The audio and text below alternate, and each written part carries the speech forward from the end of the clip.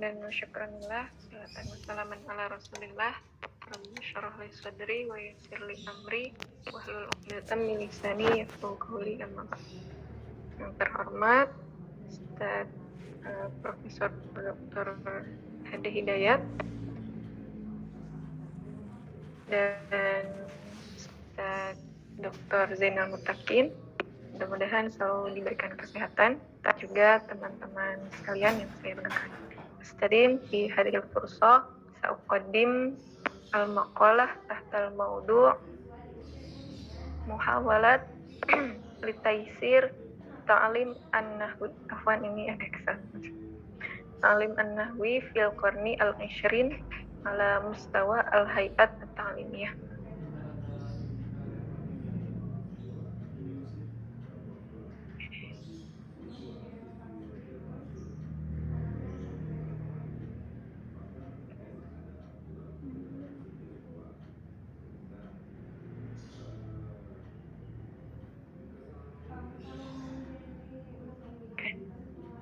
Saja. Baik, sebagaimana yang kita ketahui terkait Nahwu ya, mungkin ini sedikit pengantar. Nahwu adalah ilmu tentang pokok-pokok yang dengannya dapat diketahui hal ihwal kata-kata bahasa Arab dari segi i'rab binanya, itu sisi apa yang dihadapi dalam keadaan kata-kata itu disusun. Dalamnya kita mengetahui bahwa apa yang wajib terjadi di harokat akhir dari suatu kata dari rofa, nasab, jar, atau jazam, atau tetap saja pada suatu keadaan setelah kata tersebut tersusun dalam satu kalimat.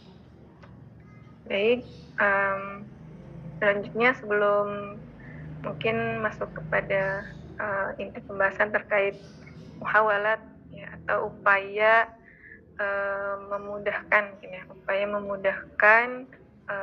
pembelajaran Nahwu di abad 20 oleh lembaga atau organisasi pendidikan.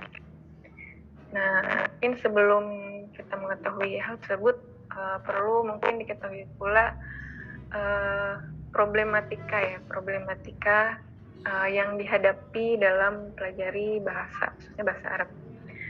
Tentunya dalam upaya tersebut pastinya ada problematika gitu yang sedikit banyak terjadi. Oh, langsung aja Ustaz ya. Baik. Baik, langsung saja. Mungkin itu hanya sedikit saja tadi mungkin selewat tentang muhawalat di taisir ta'lim an-nahwi fil qarni al-20 ala mustawa al-i'at at-ta'limiyah. Sebagaimana yang telah kita ketahui ya, bahwa kenapa adanya muhawalat taisir ta'lim an-nahwi, karena memang melesatnya ya, atau kemajuannya ilmu pengetahuan yang saat ini semakin modern dan kontemporer. Nah, maka di beberapa atau sebagian organisasi, khususnya di masyarakat Arab, membuat suatu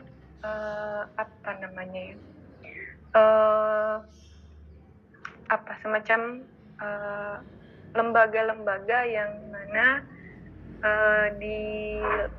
dibentuk untuk memfasilitasi pertimbangan-pertimbangan, keputusan-keputusan tentang ilmu Nahwu, seperti itu, agar mengikuti perkembangan pada saat ini, seperti itu.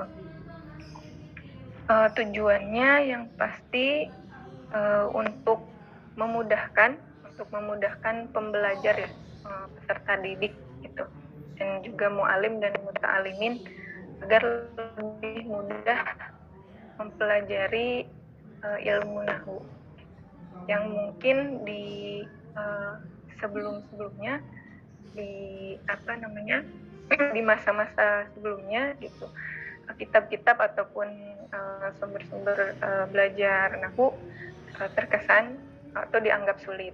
Maka dibuatlah lembaga ataupun kelompok-kelompok yang memang bisa membahas dan mendiskusikan, juga mempertimbangkan tentang mengupas lebih dalam gitu, tentang ilmu nahwu supaya dibuat lebih mudah seperti itu.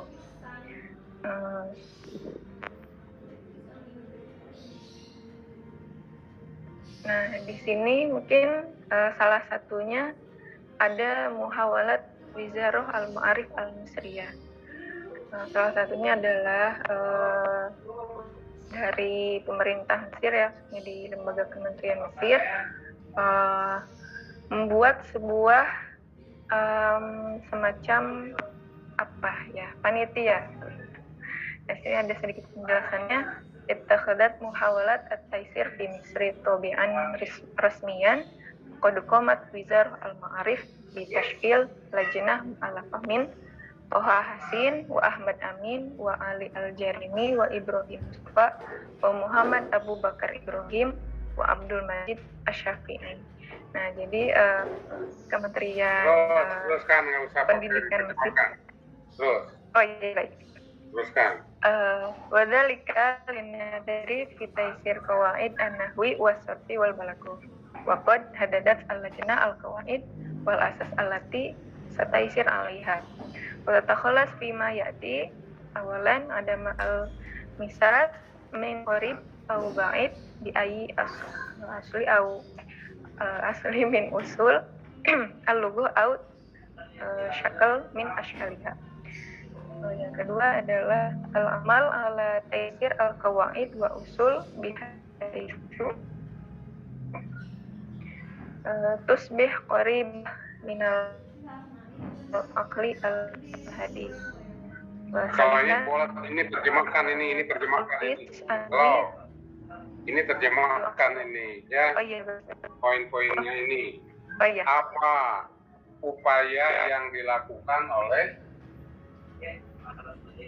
Wizarah Ma'arif itu? Satu apa? Iya. Baik. Ya, yang pertama yaitu tidak mengurangi atau mungkin lebih tidak menghilangkan sedikit banyaknya asal usul bahasa dan bentuk dari bahasa tersebut. Kemudian yang kedua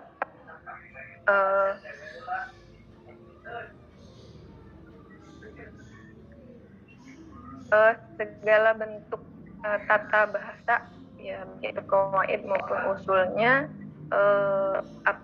dibuat atau keputusan-keputusannya ataupun argumen-argumennya itu lebih ke kontemporer, minal aqli al-hadis. Kemudian yang ketiga takhlis, dibuat semacam ringkasan yang mana bisa menghilangkan kesulitan ya, atau memudahkan mu'alimin dan muta'alimin untuk memahami kaidah nahwu tersebut. Itu.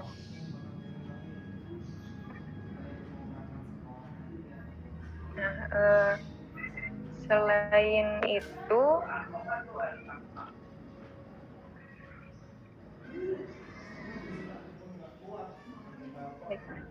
itu masyarakat Arab juga pada beberapa dekade, khususnya di abad 21 ini.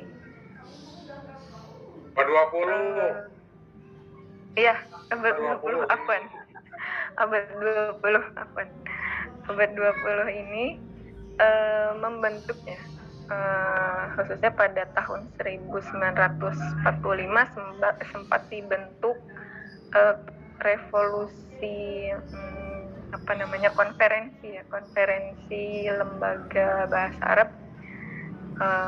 untuk membahas tentang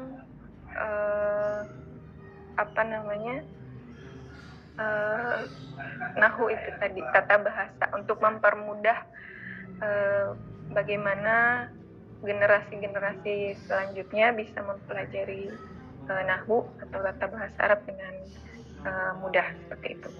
Kemudian di tahun selanjutnya yaitu tahun 1956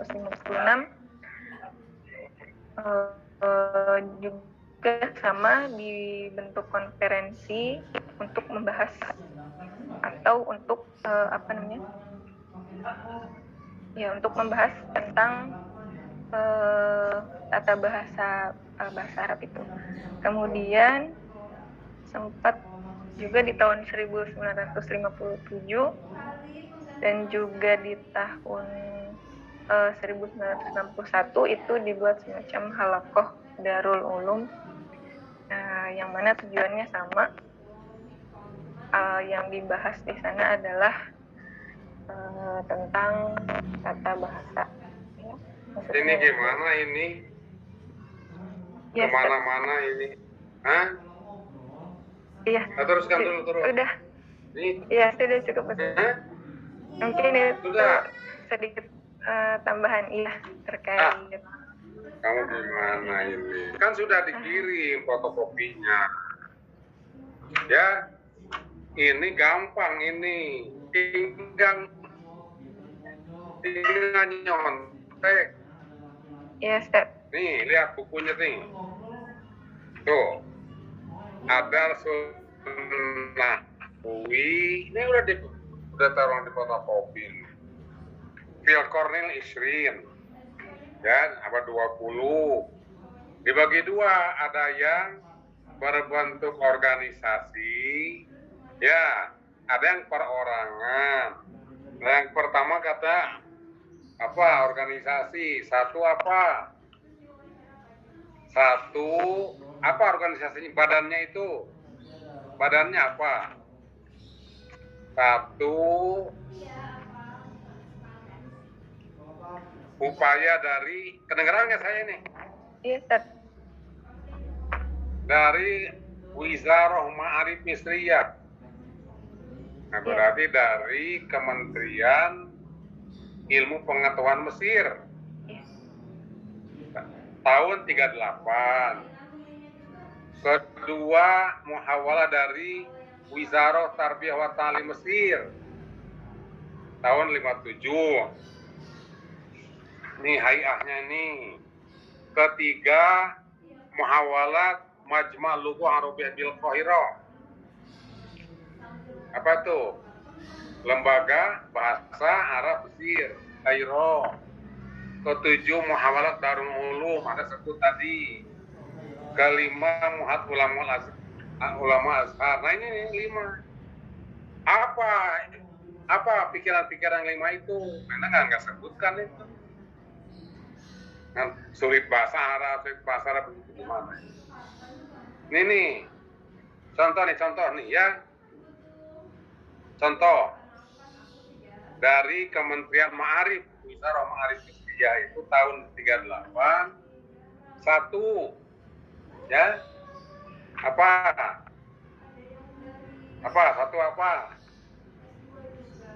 Al-istighna anil i'rab at-takdiri. Tidak usah membahas i'rab takdiri. Ya. Tuh, juga i'rab mahalli. Satu tuh. Kedua, ada mutafriq baina alamat al-asli wal far'iyah. Tidak membedakan alamat i'rab asli dan far'i. Jim, apa tuh? Di apa tuh? Ya. Apa? Harokat i'rab atau bina itu disatukan. Seperti begini. Cukup aja. Nggak usah ada mubtada, nggak usah ada fa'il. Oh, ini yang musnad ilaih. Nah, gitu tuh. Dan seterusnya. Terus ilgho domir mustatir. Apa? Nggak usah membahas domir mustatir. Mana? Seperti Zaidun qoma. Zaidun mubtada, qoma fi'lun madin khobar. Cukup begitu. nggak usah begini. Koma filon madin wal fa'ilu apa domirun mustatir huwa yang udu ala zaid. Jadi takdirnya zaidun koma huwa, nggak usah ya.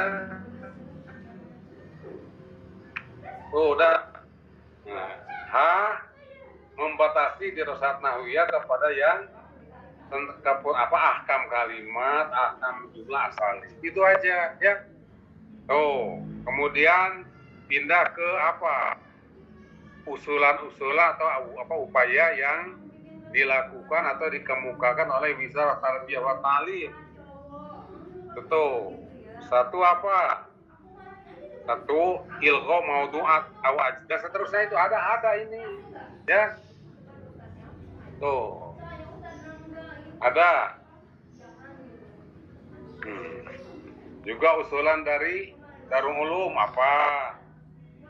Ba Jim Dal gitu. Dari ulama Azhar Syarif itu ya. Anda dari mana ini?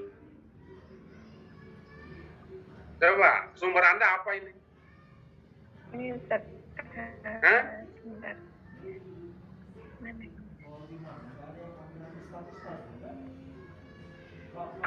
Dari saya kan udah dari awal udah ngirim fotokopian banyak, kecuali nggak tahu kalau fotokopiannya nggak nyampe kali.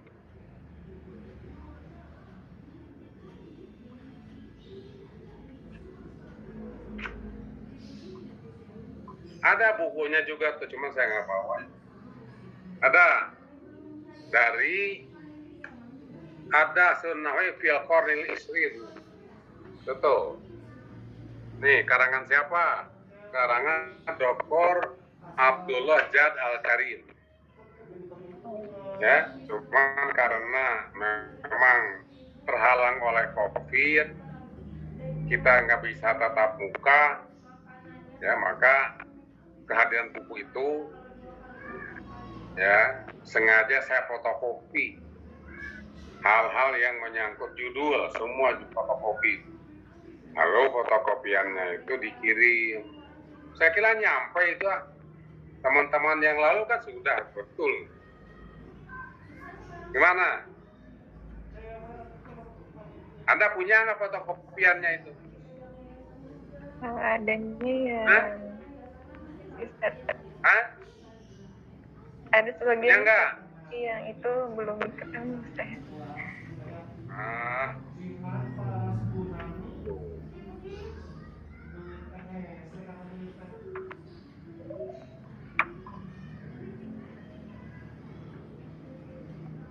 Ya,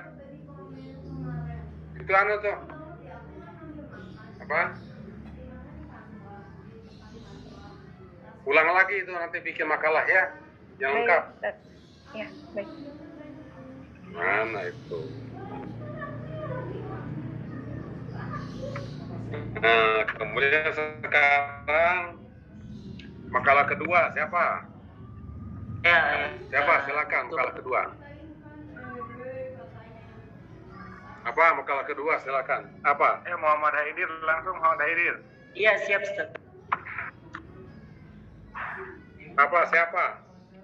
Saya Ustaz Muhammad Khaidir, Ustaz. Apa judul makalahnya? Judulnya Muhawalat li Taysiri Ta'lim an-Nahwi fi Qarnil 20 ala mustawa al-muhawalat al-fardiyah secara individual. Nah, itu. Kalau yang siapa tadi yang pertama muhawalat yang dilakukan oleh lembaga, ya kan? Oleh Departemen Pendidikan Mesir, oleh Azhar, oleh Darul Ulum. Ada 5 tuh.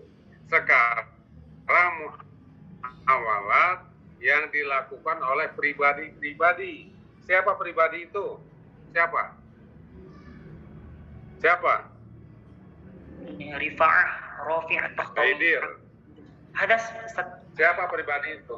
Yang pribadi diantaranya yang sudah saya tulis di makalah. Rifa'ah Rafi' At-Tahtawi, kadzalika Abdul Mu'tal As-Su'idi, Syauqi Dhaif, Mustafa Jawad, kadzalika Ali Al-Jarim, wa Mustafa Amin, Ibrahim Mustafa, Ahmad Abdul Sekitar, wa Mahdi Al-Makhzumi. Ya, bagus. Nah, ya, bagus. Silakan. Berarti Anda tahu ada buku apa itu rujukan Anda punya, ya? Silakan. Bismillahirrahmanirrahim. Assalamualaikum warahmatullahi wabarakatuh.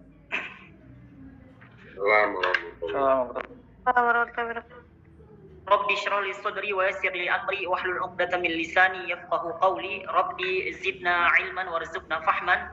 Allahumma inna nas'aluka 'ilman nafi'an wa rizqan thayyiban wa 'amalan mutaqabbala. Allahumma inna na'udzubika min 'ilmin la yanfa' wa min qalbin la yakhsha' wa min nafsin la tashba' wa min da'watin la yustajabu laha. Alhamdulillahi rabbil alamin wa bihi nasta'in ala umuri dunya waddin wa ala alihi wa sahbihi wa man tabi'ahum bi ihsanin ila yaumiddin. Pada kesempatan kali ini, insyaallah kita akan sama-sama sedikit mengkaji terkait dengan usul nahwi, khususnya terkait dengan muhawalat li taysiri ta'limin nahwi fi al-qarnil al-20, terkait dengan upaya-upaya dalam memudahkan pembelajaran nahwu di abad yang ke-20. Khususnya ini adalah terkait dengan muhawalat secara individual. Mungkin pemakalah sebelumnya telah menjelaskan terkait dengan upaya-upaya kemudahan dalam pembelajaran nahwu yang disusun secara instansi ataupun secara jamaah, secara organisasi. Adapun di makalah ini yaitu dikhususkan terkait dengan al-muhawalat al-fardiyah. Adapun di makalah yang sudah saya tulis di sini, isi makalahnya singkat. Hanya beberapa tokoh yang saya ambil, tapi semua tokoh ini dia saling berkaitan, yang dimana dia nanti juga mengambil dari pemikiran ataupun mentahkik dari kitab-kitab yang ada di abad-abad sebelumnya ataupun di abad-abad yang ke-10 ataupun abad yang ke-5. Baik, yang pertama di sini terkait dengan muhawalah taysir fardiyah hadithiyah. Yang pertama di sini ada Rifa'ah Rafi' At-Tahtawi, kemudian yang kedua ada Abdul Mu'tal Abdul Muta'al As-Su'idi, kemudian yang ketiga ada Syauqi Dhaif, kemudian yang keempat adalah Mustafa Jawad, kemudian yang kelima ada Ali Al-Jarim, kadzalika wa Mustafa Amin. Kemudian ini dua orang ya, Ali Al-Jari dan Mustafa Amin. Kemudian juga ada Ibrahim Mustafa, kemudian ada Ahmad Abdul Sekitar Al-Jawari, kemudian Mahdi Al-Makhzumi. Pembahasan pertama di sini muqaddimah terlebih dahulu terkait dengan pembahasan ini. Judulnya terkait dengan at-taysir. Maka di sini saya membuka dengan pengertian dari at-taysir. At-taysir secara bahasa adalah al-yusrun ضد al-usrun. Wa taysir bima'na at-tashil. Wa taysir yu'khad min al-masdar min fi'li yasara. Yuqal yasara syai', yani sahalahu.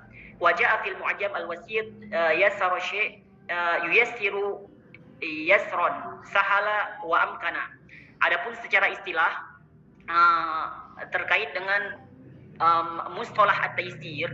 Jadi taysir adalah at-tabsir wa tashil wal ihya li'adati ba'til hayati fi syai'in ma wa hudhifa ma laysa lahu fa'idah fil kalami wal kitabah wa taraka ma huwa ghairu daruri fil maddati al-murad fil maddati wal muradu biha at-ta'limiha.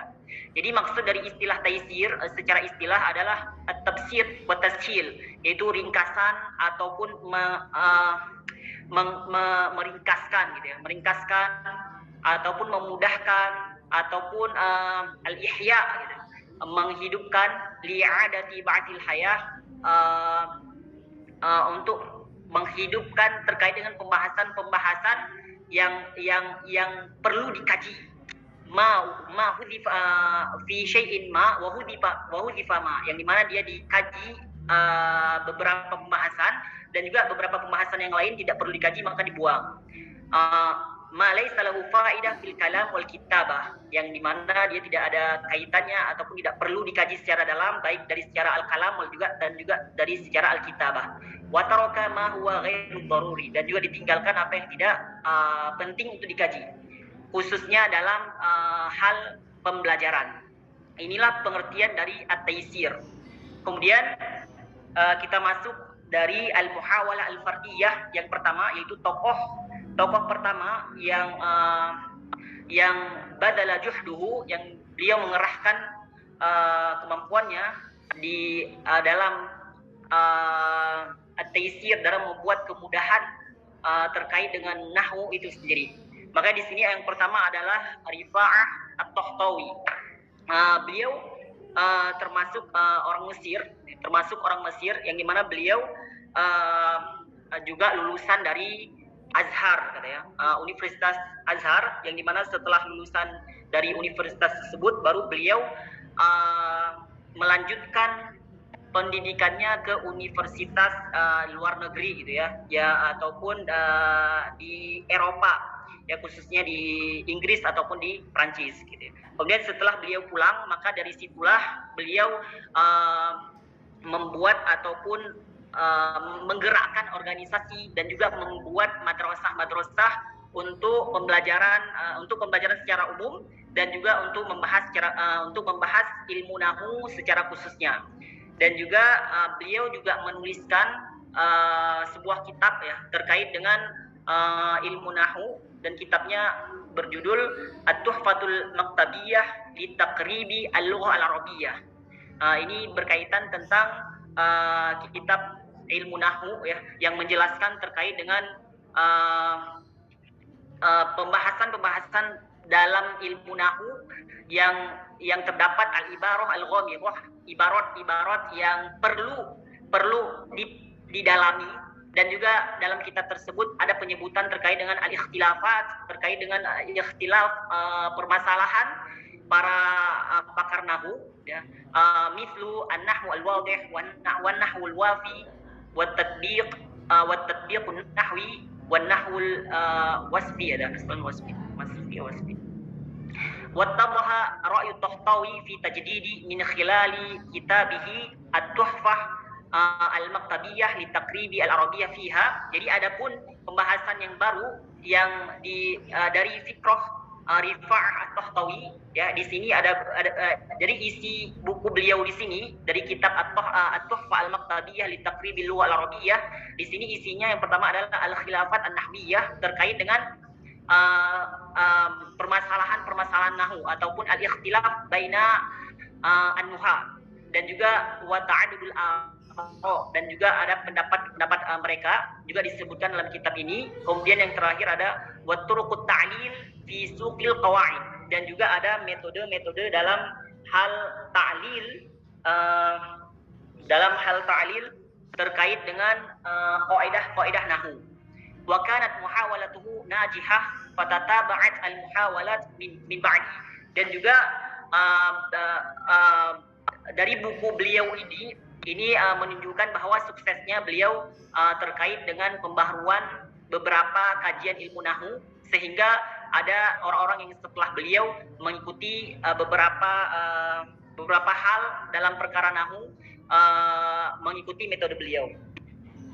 Dan juga ada beberapa karangan yang lain dari beliau seperti tentang matan qawaid nahwu yang disebut dengan Jamalul al-Ajrumiyah, dan juga yang dimana ada juga kitab beliau yang lain yang dimana kitab tersebut membahas tentang ilmu nahwu. Dia kompilasi antara dua bahasa, yang dimana ada bahasa Arab dengan bahasa Inggris, yang dibuat secara dalam setiap bab beliau menyusunnya dalam versi bahasa Arab, dan terakhirnya beliau menyimpulkannya dalam versi jadwal ataupun asyajarah dalam versi mapping map ada, kemudian menjelaskannya dalam bahasa Inggris. Ini terkait dengan Rifa'ah at-Tahtawi, terkait dengan al-juhud, terkait dengan fikrah beliau ataupun juhud kesungguhan beliau dalam memudahkan dalam pembelajaran ilmu nahwu. Ini yang pertama. Kemudian yang kedua yaitu ada Abdul Muta'al As-Sa'idi.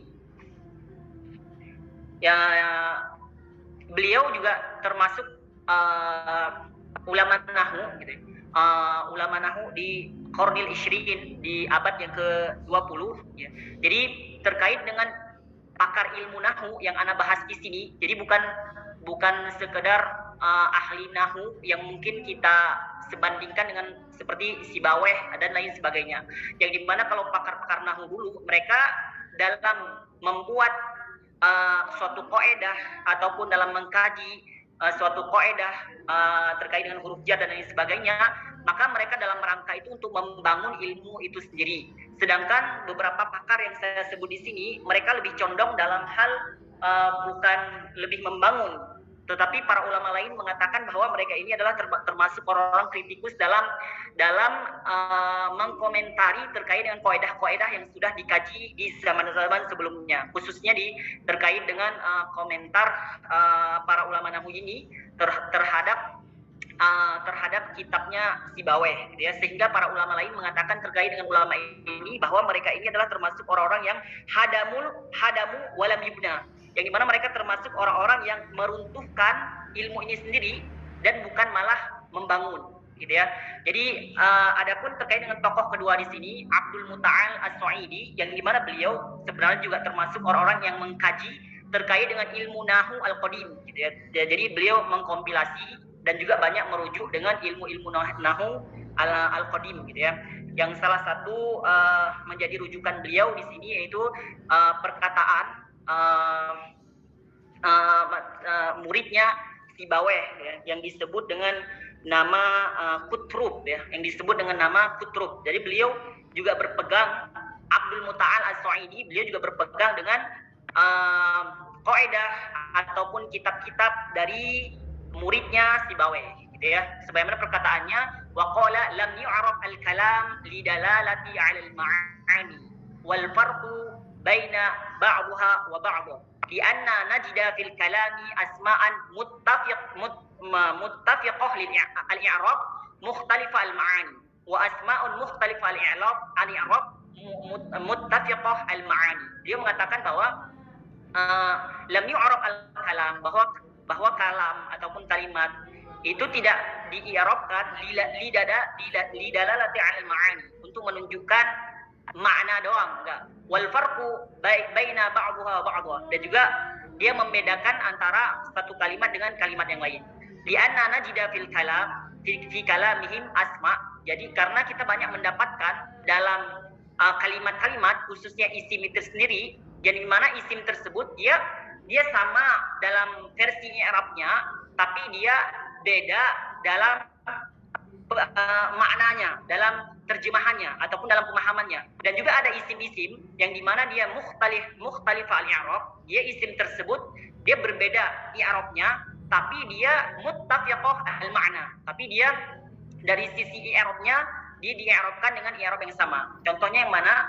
Adapun contohnya yang di bawah ini, fama ittafaqa i'rabuhu wa ikhtalafa ma'nahu. Adapun yang pertama, yang dimana contoh-contoh yang menjelaskan bahwa dia sepakat ataupun dia sama dalam sisi i'rabnya, akan tetapi beda ketika dia diterjemahkan ataupun beda ketika dia diartikan ataupun dipahami oleh orang lain. Makanya kalau kita lihat dalam buku-buku nahwu sekarang itu sudah jelas, gitu ya, mana huruf-huruf yang kategori amilnya ataupun kerjaannya di mana. Tapi di sini dia ditinjau dari secara umum, gitu ya. Yang pertama, inna zaidan akhuka. Inna zaidan akhuka, yang diterjemahkan sesungguhnya Zaid akhuka. Di sini yang dimana i'rabnya inna zaidan wa isim inna kata. La'alla zaidan akhuka kadalika, semoga Zaid menjadi saudaramu. Jadi antara inna dengan la'alla, jadi terjemahannya beda ataupun dia memiliki makna yang beda. Sedangkan dari sisi i'rabnya dia sama. Ada Zaidan pertama sama Zaidan kedua sama Zaidan yang ketiga. Tapi dari sisi terjemahannya ataupun maknanya ataupun yang dipahami oleh pendengar dia berbeda. Maka oleh karena itu dijelaskan bahwa i'rab itu lam yu'rab al-kalam lidalalati 'ala ma'na. Jadi tidak i'rab itu bukan bukan menunjukkan untuk memahami suatu makna, ya. Akan tetapi ada hal-hal yang dimana dia bisa jadi isim-isim yang sepakat ataupun sama dalam versi i'rabnya, tapi berbeda dalam versi maknanya, ya. Kemudian juga ada versi yang kedua, wa mimma ikhtalafa i'rabuhu wattafaqa ma'nahu. Dan juga yang kedua adalah dia sama dalam dia beda dalam i'rabnya, tetapi dia sama dalam maknanya, gitu ya. Tadi maknanya sama, maknanya sama-sama sepakat, gitu ya, sama. Akan tetapi kalau dalam versi i'rabnya dia berbeda. Contohnya ma Zaidun qa'iman, ya. Tidaklah si Zaid tidaklah Zaid kecuali dalam keadaan berdiri, gitu ya. Ma Zaidun qa'iman. Zaid tidak berdiri, gitu. Wa ma Zaidun qa'imun. Jadi ini qa'imun. Jadi di sini terjemahannya sama ataupun maknanya sama, tapi dari sisi i'rabnya itu berbeda, gitu ya. Tapi di sini saya i'rab kurang tahu bagaimana maksudnya, ya. Tapi sepaham mana dia berbeda dalam versi i'rabnya, tapi makna ataupun arti dan maksudnya itu sama, gitu ya. Di sini posisinya ma Zaidun qa'iman. Mungkin ada yang mengatakan, ana beberapa kali bertanya ke kawan-kawan, ada yang mengatakan bahwa ma ya'mal amalun kana, gitu ya. Tapi kurang tahu juga, mungkin ada dari kawan-kawan yang lebih paham terkait dengan i'rab ini, ya. Kemudian falau kana al-i'rab innama dakhala kalam bil farqi bainal ma'ani. Dan juga jika memang i'rab dia masuk ataupun dia digunakan dalam sebuah kalam tujuannya untuk membedakan makna, la wajaba an yakuna likulli ma'na i'raban. Maka wajib ataupun harus bagi setiap makna itu dia memiliki i'rab tersendiri. Dan begitu juga dia kalau yadullu alaihi wala yazulu illa bizawali, maka dia makna tersebut akan hilang kalau i'rabnya pun dihilangkan. Kemudian itu versi dari Abdul Muta'al As-Su'aidi. Ya, ini kesimpulan, ya, sedikit kesimpulan. Sedangkan fikroh beliau ada beberapa, cuman yang ana pahami sedikit, ya, ini terkait dengan Abdul Muta'al As-Su'aidi. Kemudian yang ketiga ada Syauqi Dhaif, gitu ya. Ada Syauqi Dhaif. Beliau termasuk salah satu ilmu nahwu, ya, termasuk ulama nahwu yang muncul di abad yang ke-20 juga, dan beliau mengkaji ilmu nahwu itu sendiri dengan meneruskan ataupun dengan menta'lik, ya, ataupun mentahqiq dari kitab Ibnu Mabok, gitu ya. Dari kitab Ibnu Mabok Al-Qurtubi di abad yang ke-5 mungkin, ataupun di abad-abad awal, gitu ya. Jadi beliau yang di abad 20, ya, mengkaji ataupun mentahqiq kitab dari Ibnu Mabok, gitu ya, sehingga fikroh ataupun terkait dengan ilmu nahwu, ya, antara beliau dengan Ibnu Mabok itu adalah sejalan ataupun sama, gitu ya. Antara Syauqi Dhaif dengan Ibnu Mabok, maka mereka sejalan ataupun sama. Dan Syauqi Dhaif ini termasuk beliaulah yang mentahqiq, gitu ya. Haqqaqalahu kitaban ar-rad 'ala nuha. Ya, beliau juga termasuk orang yang mentahqiq ataupun yang mengkaji kitab Ibnu Mabok Al-Qurtubi yang berjudul tentang Ar-Raddu 'ala Nuha, yaitu bantahan terhadap ahli nahwu, gitu, ataupun pakar nahwu. Sehingga kita bisa lihat bahwa beberapa perkataan beliau ataupun fikroh beliau terkait dengan nahwu, ataupun bantahan-bantahan beliau terkait dengan ilmu nahwu ataupun i'rab, ataupun dalam menghapuskan beberapa hal dalam kajian nahwu, maka ini sama dengan Ibnu Mabok sendiri. Gitu ya. Di antaranya di sini adapun buku yang pernah beliau kaji juga ataupun yang pernah beliau susun dari Syauqi Dhaif, yang pertama Taisir An-Nahwu At-Ta'limi Qadiman wa Haditsan ma'a nahji tajdidihi. Jadi buku yang pernah beliau kaji ataupun pernah beliau tulis yaitu Taisirun Nahwi At-Ta'limi. Dan juga buku ini juga sempat dibantah ataupun sempat dikomentari oleh para ulama yang lain, gitu ya. Dan juga buku ini juga tidak tersebar luas ataupun tidak ada dukungan, karena juga ada beberapa dari kepemerintahan di saat itu tidak mendukung, gitu ya, ataupun tidak mendukung beliau dalam perkara ilmu nahwu ini. Sehingga terkait dengan Taisir An-Nahwi Ta'limi, khususnya buku beliau beliau sendiri ini tidak terlalu tersebar ya. Kemudian di antara beberapa fikroh ya ataupun juhud beliau terkait dengan ilmu nahwu sendiri, yang dimana di sini ini sama seperti Ibnu Mabok.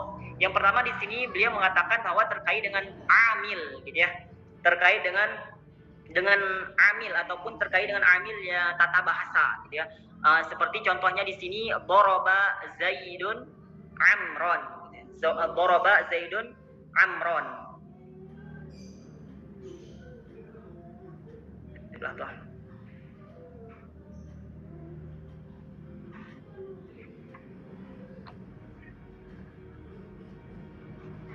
Baik, di sini beliau contohnya di sini seperti doroba Zaidun Amron gitu ya. Di sini ada fiil, kemudian ada fa'il, juga ada maf'ul gitu ya. Jadi beliau tidak mengkhususkan gitu ya. Maksudnya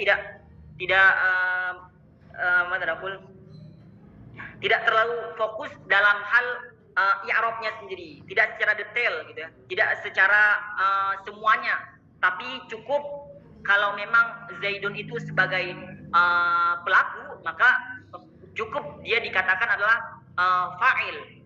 Maka dengan memberikan harokat dhammah, doroba Zaidun gitu. Sedangkan kalau Amron, maka dia posisinya sebagai objek gitu ya, ataupun sebagai penderita, maka dia sudah jelas gitu, sudah jelas, maka dia cukup dikatakan sebagai maf'ul bih tanpa di-i'rabkan secara detail gitu ya. Maka doroba di sini sebagai fi'il, Zaidun fa'il, Amron maf'ul. Hakada sampai di situ gitu ya. Tidak memperluas sampai akhir. Ini yang pertama. Kemudian yang kedua terkait dengan at-taqdirah gitu ya, terkait dengan i'rab dia dalam versi takdirah, dalam versi yang ada takdirahnya. Contohnya idas sama'u syaqqat gitu ya.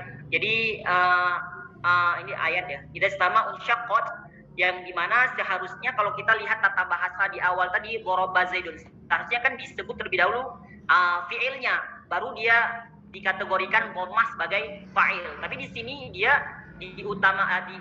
dibukakan dengan as-sama'u gitu ya, dengan memiliki harokat dhammah. Ini seharusnya tidak demikian, akan tetapi sarahatan ida isyaqqatis sama'u isyaqqat ada. Maka harus diletakkan secara langsung gitu, nggak perlu muqaddar takdirah gitu ya, tidak perlu dihapus dan lain sebagainya. Ataupun contoh lain seperti ja'a fata gitu ya, ja'a fata, maka fata di situ takdirah ataupun harokatnya sudah jelas dhammah gitu ya.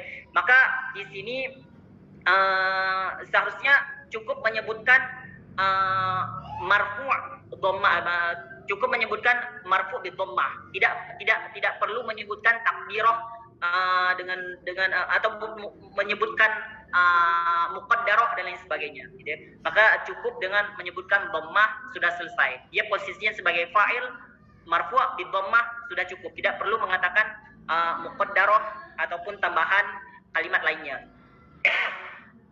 Dan juga ada tambahan lain terkait dengan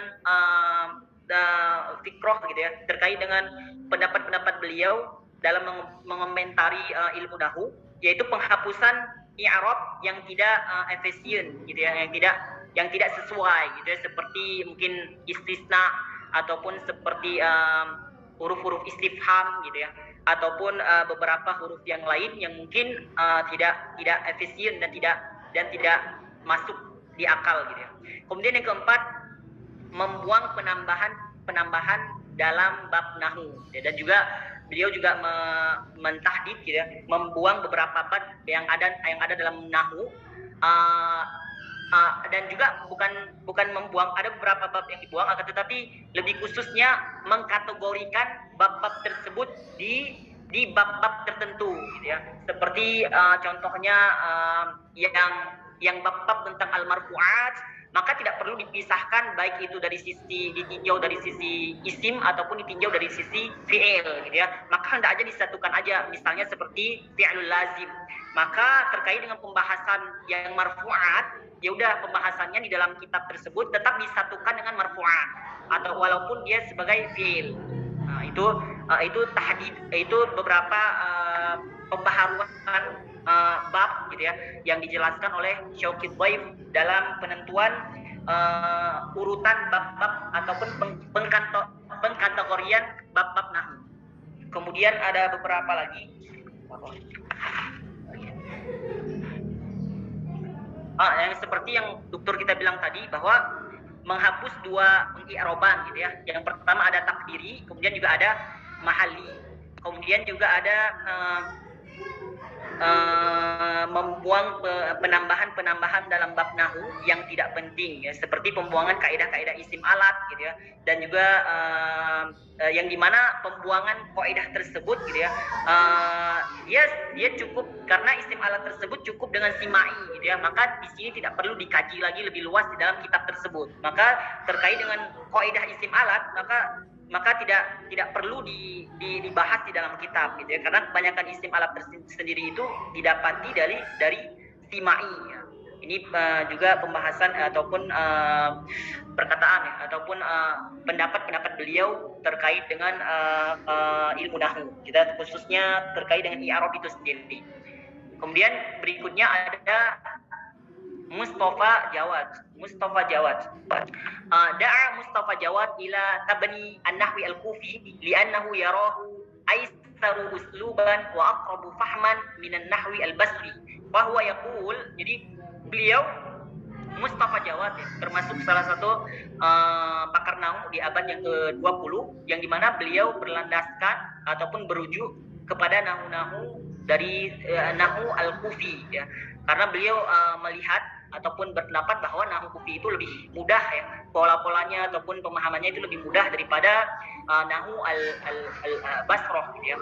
Bahwa yaqul wa fil haqqi anna fi nahwi al-kufi ara'un katsirah tafdulu al-ara' al-basriyin, yang dimana beliau mengatakan bahwa sebenarnya bahwa nahwu orang-orang kufi ataupun pendapat nahwu orang-orang kufi, pendapat mereka itu kebanyakan pendapat mereka itu dia lebih unggul, lebih bagus gitu, lebih unggul dari pendapat al-basriyin. Wa yanbaghi lil lughati al-'asr al-intifa' biha. Oleh karena itu kita di zaman sekarang ini ya, untuk memanfaatkan nahwu al-kufi bittiba'iha wa nashriha fil 'alam al-arabi al-'asri, untuk bisa mengikutinya dan juga membaginya gitu ya, menyebarkannya terkait dengan ilmu al-arabi al-asri.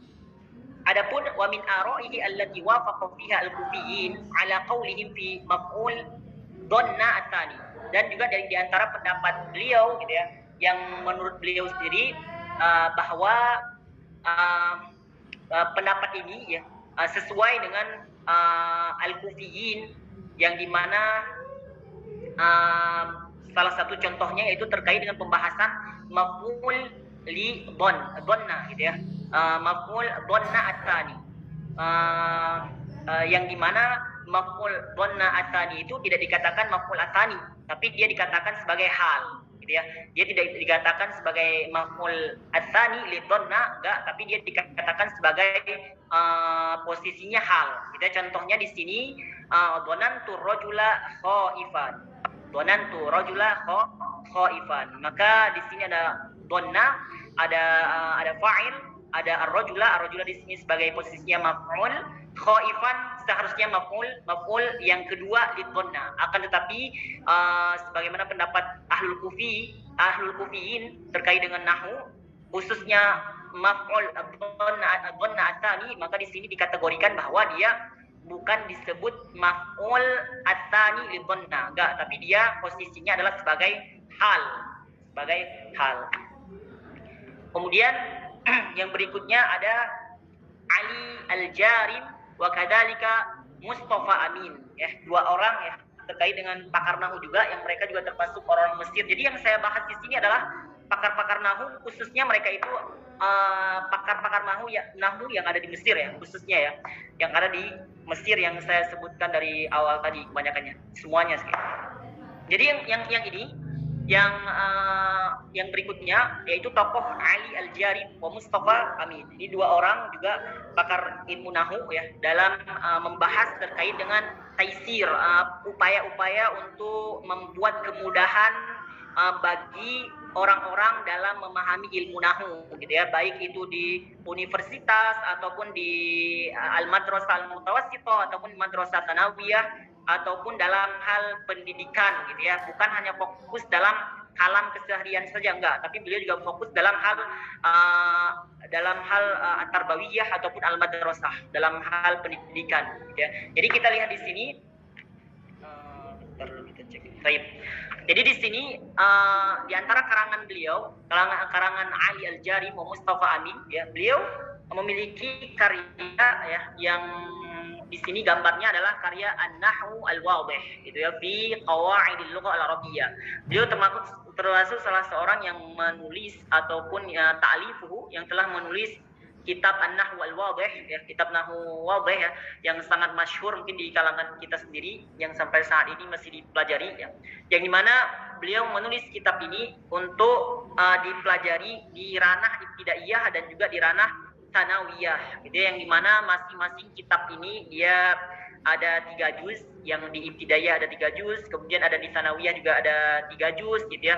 Dan juga uniknya lagi bahwa kitab ini dia kitab yang muncul di abad 20, yang dimana dia kaidah penyusunan ilmu nahunya itu berbeda dengan kitab-kitab sebelumnya gitu ya, yang mungkin kitab-kitab ilmu nahu sebelumnya dia membahas kaidahnya terlebih dahulu, kemudian syarahnya ataupun perinciannya, kemudian setelah itu baru didatangkan contoh-contohnya. Tapi kalau dalam Nahwu Wadih ini sendiri, maka metodenya itu berbeda gitu ya, yang dimana dia penjelasannya itu diawali dengan contoh-contoh terlebih dahulu gitu ya. Beliau menjelaskan contoh-contoh terlebih dahulu secara terperinci gitu ya, ataupun contoh-contoh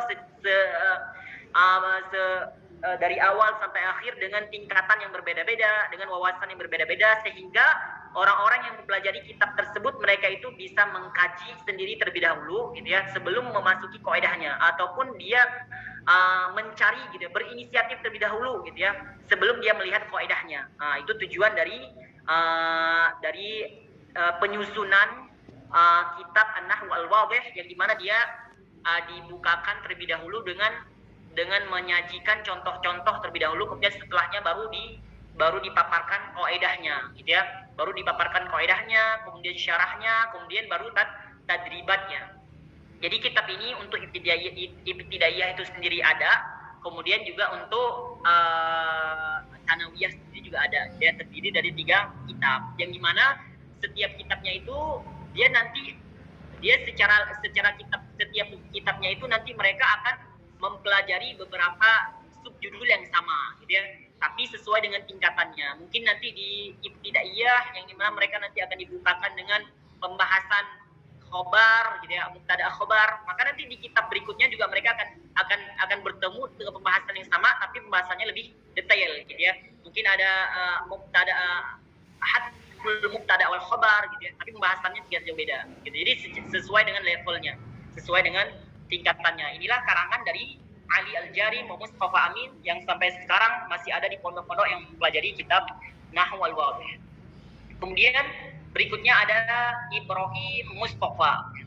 Terkait dengan Ibrahim Mustafa, adapun terkait dengan Ibrahim Mustafa dan juga pakar-pakar berikutnya, maka ini rujukannya juga sama dengan pemikiran siapa tadi? Syauqi Dhaif gitu ya, yang dimana dia lebih ke dia mengambil rujukannya itu dari Ibnu Mabok sendiri. Jadi pembahasannya antara Ibrahim Mustafa dengan Syauqi Dhaif dan juga Ibnu Mabok dan juga dengan pakar-pakar berikutnya, maka tidak jauh beda pembahasannya. Dia tidak jauh beda. Akan tetapi di sini saya coba melihat contoh-contoh yang baru ya kalau ada.